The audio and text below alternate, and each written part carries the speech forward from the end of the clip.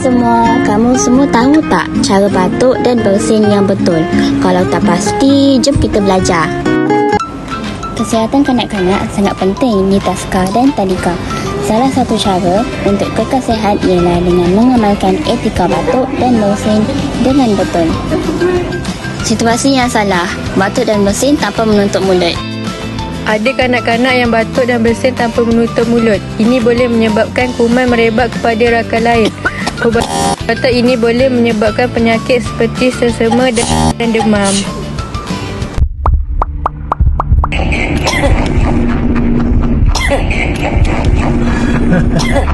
Aku adalah bakteria yang menyebabkan penyakit ke semua orang.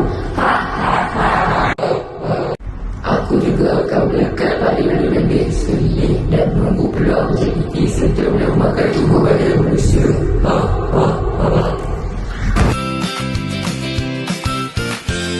Langkah pertama, gunakan tisu untuk menutup mulut dan hidung semasa batuk dan bersin.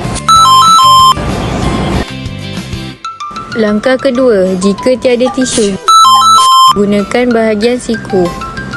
Langkah ketiga, buang tisu ke dalam tong sampah dengan betul.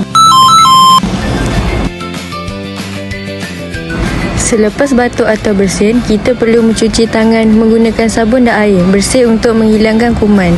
Gosok tapak tangan, belakang tangan dan celah-celah jari. Lakukan selama sekurang-kurangnya 20 saat.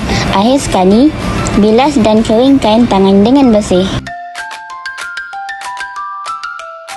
Amalan ini sangat penting kerana ia bukan sahaja dapat menjaga kesihatan diri kita, malah turut melindungi rakan-rakan di sekeliling daripada penyebaran penyakit.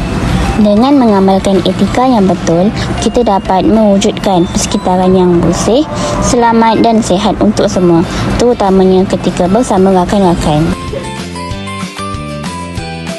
Kesimpulannya, amalkan etika batuk dan bersin yang betul setiap hari bagi mengurangkan risiko penyebaran penyakit kepada orang lain. Selain itu, amalan ini juga membantu mengekalkan kebersihan persekitaran supaya kekal selamat, selesa dan sihat untuk semua yang berada di sekeliling kita.